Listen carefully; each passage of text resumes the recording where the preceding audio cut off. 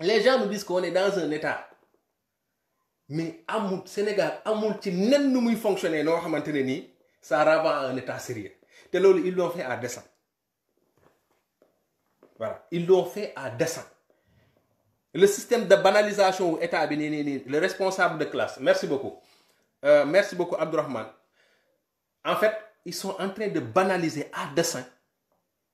Ils sont en train de banaliser à dessein les institutions étatiques, l'État, le mode de fonctionnement de l'État. Parce que même bu fekkente ne yow élève secondaire nga quoi waxuma sa élève primaire élève secondaire rek boo toogee xool rek tu sens que là c'est pas normal. C'est pas normal en fait nekkuñ ci dëkk mu normal maintenant dañ koy pàccal parce que nag mooy li may wax rek ñun bu ñu nag ñoom bu ñu wagul jàppee ñu ay dof ñun bu ñu nangoo nekk ay dof quoi même bu ñu mënul xam lépp lu nekk ci biir aussi nañuy comprendre que ne lu dul yoon du yoon quoi et que ñuy jël temps di jël recul di xoolaat liy xew yépp quoi. Et puis pourquoi aujourd'hui ils veulent nous forcer problème mu littoral bi quoi lan moo tax problème mu littoral bi bëgg a nekk tey problème bëgg a nekk tey problème gars yi jàpp ne dañ ko war a jëndee tey te mënuñu ko. Barthélémy Dias moom moo la gën a xam ne mënul lijjante problème mu ak Macky Sall mënul lijjante problème mu littoral bi tey lan moo tax ñu bëgg a jël Sénégalais yëpp yóbbuñu ci problème mu littoral bi bu ñëwee ci problème littoral bi ñu génnee akil bi Sénégalais yëpp ñu bëgg leen yóbbu ci loolu mais dama ne la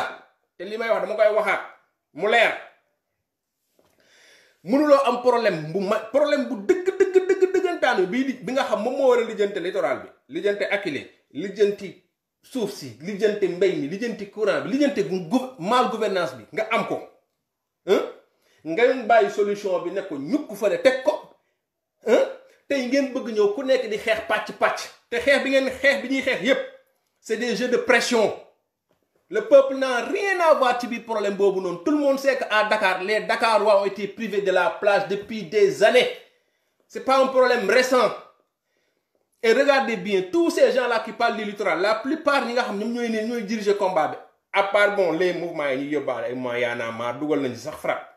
ñu ngi leen di jël di leen si dugal mais tous ces gens-là qui parlent mais c'est des millionnaires c'est des milliardaires ils ne le vivent pas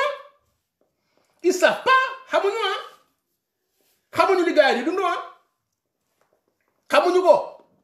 donc ñu ngi bëgg a régler problème boo xam ne ñoom xamuñu ko ils ne le savent pas xamuñu ko Pierre Goudiaby Atepa xamul lu Sénégalais lambda di dund je suis désolé jàppale Ousmane Sonko je dis pas que c'est pas un patriote mais dama ne li Sénégalais lambda bi dund Pierre Goudiaby Atepa xamu ko il pèse des milliards tous ces gens-là yi cassent yàlla xam na ne ils se rendent même pas compte de li Sénégalais yi di dund moo tax ñu bëgg a jël littoral def ko problème alors que am na loo xam Sénégalais yi ñu ngi koy dund di dee lu gën a garaaw man duma ko nangu parce que tey mënuma gis ay Sénégalais yoo xam ñu ngi feebar mënuñu faju ñu ngi bëgg a lekk mënuñu lekk di ay Sénégalais comme ñun ñi ñëw di lijjanti affaire yoo xam pour bànneexu la ok c'est gis nga affaire littoral bi c'est un problème qui va au-delà de tabax yu demee noonu c'est un problème de développement durable c'est un problème écologique Dakar presqu'île la même fi ñu bëgg a indi sujet bi sa teg ko fa littoral ki dëkkul le problème il est plus profond que ça il faut que ñu wax Sénégalais yi que ne dans quelques années lii du am c'est pas un problème de tegg lii wala teglee c'est un problème de ñun suñu gouvernants yi qu'est-ce qu'on nous propose ñun à Dakar c'est-à-dire affaire du luy am tey du ñëw tey arrêté ay liggéey wala toj affaire yi wala toj kër yi ñu fa def c'est-à-dire bu ñu gàtt xalaat ba pare bëgguñu gàttuloo xalaat ñun desuñu ci loolu. Barthélémy Dias je suis désolé il mène un combat politique waaw et lu légitime la ci moom Barthélémy Dias depuis le corona dafa monter en puissance il mène un combat politique et loolu kenn du ko ci critiquer parce que moom dafa ñëw taxaw comme taxawaayu politique di politique ni muy politiquer Barthélémy Dias c'est un produit du PS c'est un produit de la vieille école c'est un produit de la vieille classe politique il se démarque maintenant par le fait qu'il a sa touche personnelle il a sa façon de faire peut-être boo xamante ne nii tibb na ci xeetu politique bu bees bi nga xamante ni bëgg nañ ko comprendre nga mais Barthélémy Dias il fait de la politique ci biir politique bi muy def y a un peu de populisme. Maintenant il est très fort dans sa communication et le combat qu'il mène mënuloo ko critiquer parce que c'est un combat légitime mais il faut pas que ñu mettre ko au cœur des non il faut pas l'accepter hein. benn bi ñuy xeex nii ils avaient la solution en 2019 ñoom ñëpp dañoo waaf ñëpp xam nañ ne li fiy dindi problème yii du tey du suba gars yi nañ ma sañ leen Macky Sall il va faire ce qu'il veut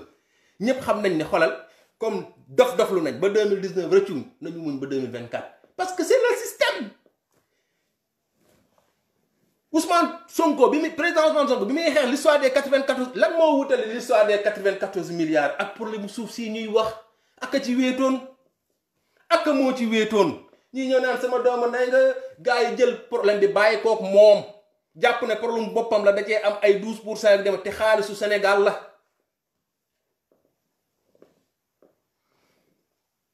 doo xam ban ngay jàpp léegi dañuy ñëpp frappe ak yaramaan ñëpp dañ leen di yóbbu ci problème littoral bi ñu fàtte ne Boun Abdallah Dionne signé na benn potu lampe buy jar 14 millions. ñu yeewu leen affaire bi c'est global affaire bi c'est le système bu leen songu leen le principal responsable songu leen lépp ngeen dugal lépp ci benn saako songu xeex bi xeex benn la le problème de Akilee la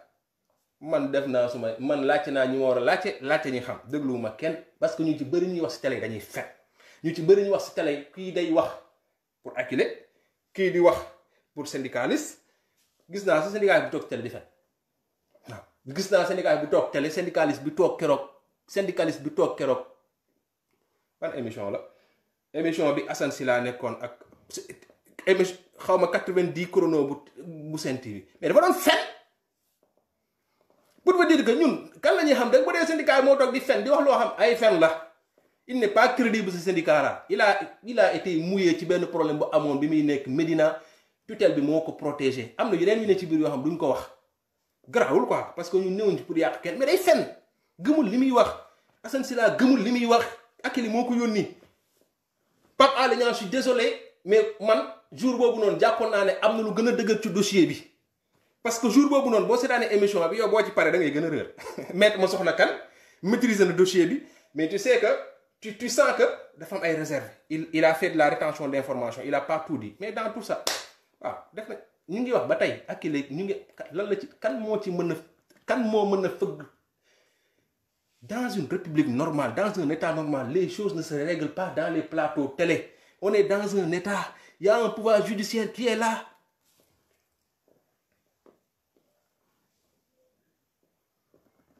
La preuve ku déglu maître Moussa Diop bi mu ñëwee bi muy song bàcc lan la ko wax yoon am na fi dem leen yoon mais wax na dëgg je suis désolé moom il a raconté des conneries mais daf leen ne dem leen si yoon mu ngi fi parce que xam na ne bu ñu demee ci yoon du mujj fenn nañu bàyyi moo tax gis nga les Y'en a marre les frappes il faut ñu stratégique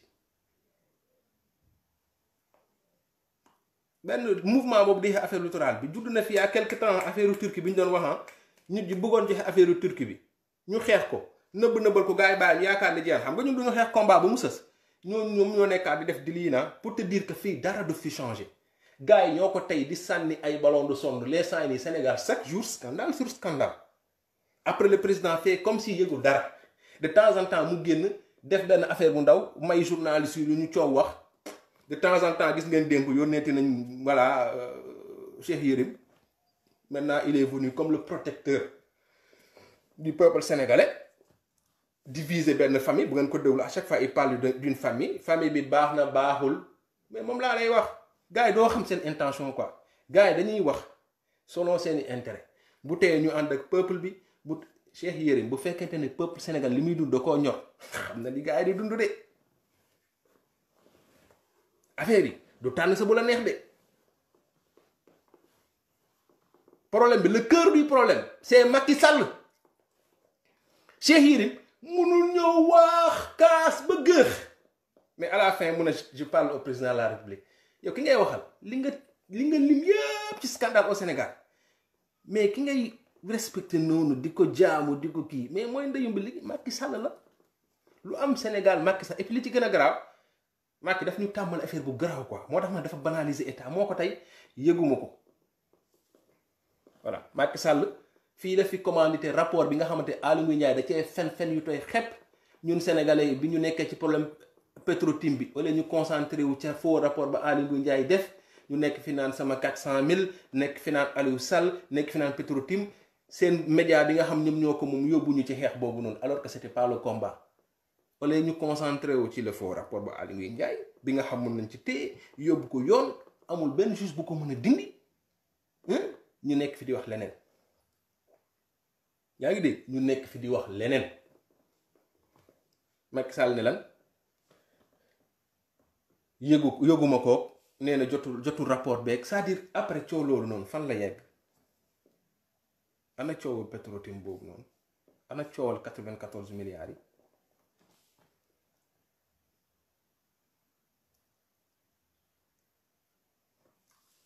léegi les gens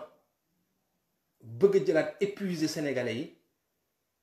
pour ñu dawaat ci kaw gannaaw littoral bi pour ñu protéger littoral bi au même moment ñuy protéger littoral bi mais c'est pas que le littoral gars yi jaay nañ suuf Sénégal bi yëpp xam nga moo tax ils ont réussi li ñu bëggoon def ci le président Ousmane Sonko quoi xam nga kuy aj xaw ma def noonu lañ koy kuy aj buggul kuy xaw ma buggul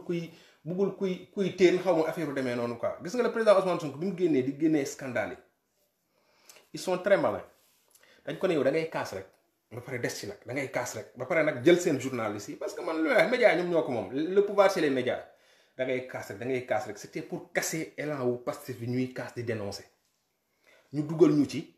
qu'est-ce que vous proposez dem nañ sax ba naan léegi Pastef ngeen baal ma nag man je fais toujours la corrélation entre li xew ak man projet bi ma gëm waaw man dama gëm ne toog ci live di wax rek ba pare nag teg li koy concrétiser mooy boo gisee projet boo xamante di saa rim ak li ngay xeex da nga koy jàppale man loolu laa gëma moo tax à chaque fois damay def corrélation boobu noonu waaw parce que ce qui est sûr et certain mooy gars yi ñoom ñooy signé donc pour signature bi changer il faut régime bi changer pour régime bi changer il faut beneen programme politique pour beneen programme politique am il faut ñu jàppale programme politique bi nga xam moom lañ jàpp ne moo koy changer man loolu laa gëm c'est-à-dire dafa am corrélation il faut que les gens arrêtent naan ñu wax ci politique il faut dire les choses moom moo nekk dama ne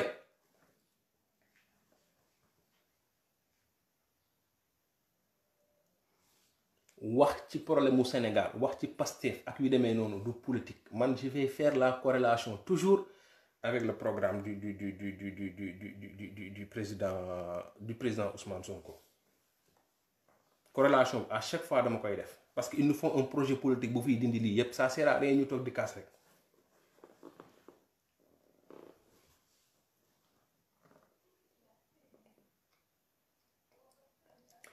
les scandales yi fi am nii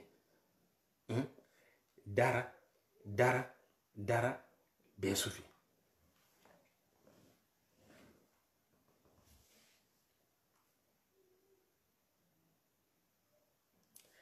te bu ñu perdre naa sama fiilu li ma doon expliquer mais dina ñëwaat mais le plus important ma del si mooy tey bu ñu yóbboo par exemple ci xeexu littoral Barthélémy Dias moom moo ko sooke yaa ngi dégg ñu woo ci FRAPP woo ci ñiñ ci woo ñëpp mais ñiñ ci woo yi bi nekk ci combat bi xeex nañ fi amul benn xeex bu ñu xeex gañe ko xeex nañ fi benn ñaar ñett ak leneen c'est-à-dire que bu ñu demaati ci lii c'est benn temps bu ñuy perdre pour coo ko wax ko comme ni courant beeg yeneen yi demoon après ñu bàyyi ko mais nañu dem ci coppandal mais nañu dem ci maanaam ci li nga xamante nii moom mooy dindi loolu noonu yépp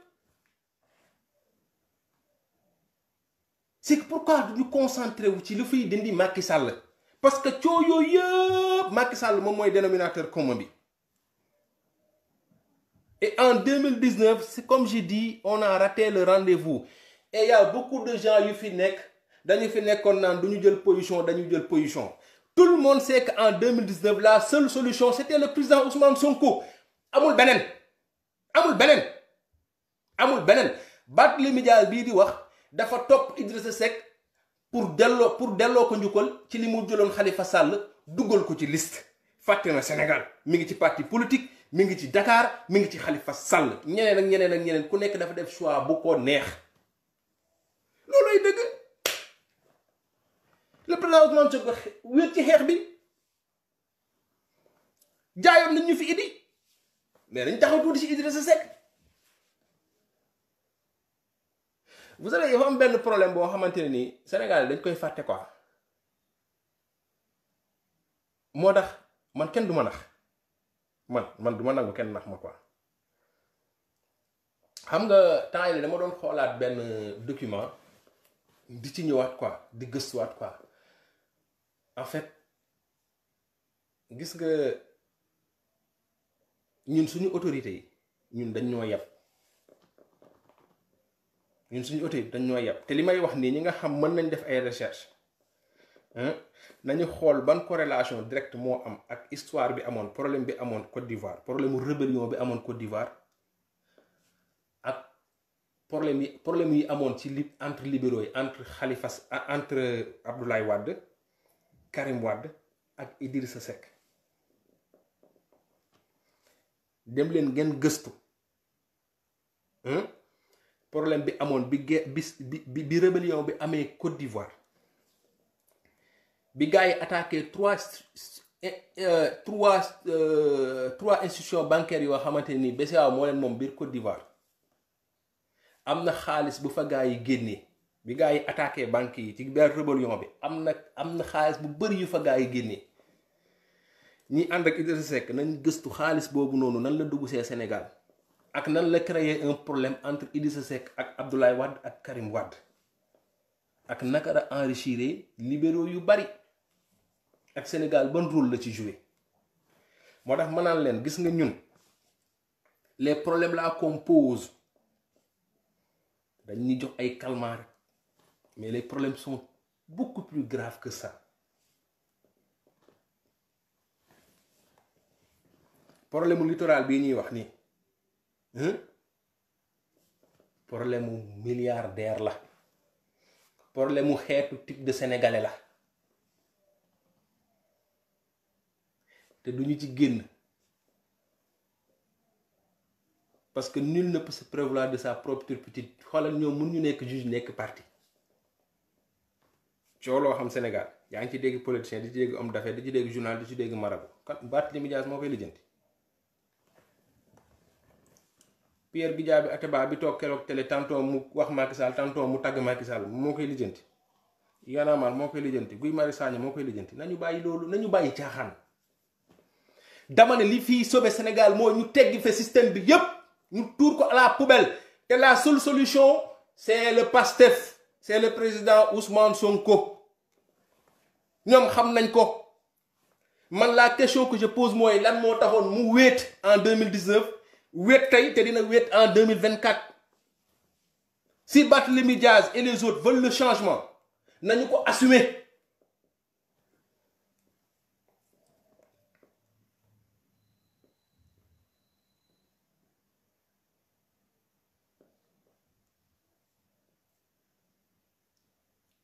Abdou Karim Gueye laay terminé suma live bi te ngeet man dinaa ci wax bu Abdou Karim Gueye d'ailleurs moom moo gën a tax sax may live quoi mais dama bëgg ñun ñuy